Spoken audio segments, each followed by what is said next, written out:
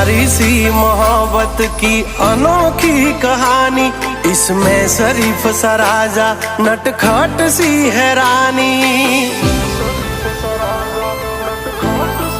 हाँ मारा लाडना लडावेला हवे जट मोटा थावो, कुंवर माथी अमने हवे कुमार बनावो।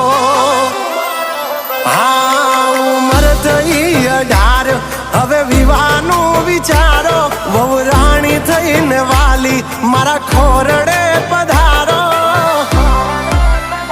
हो आ पागलनी बनो हवे पगली मन जीवती वाली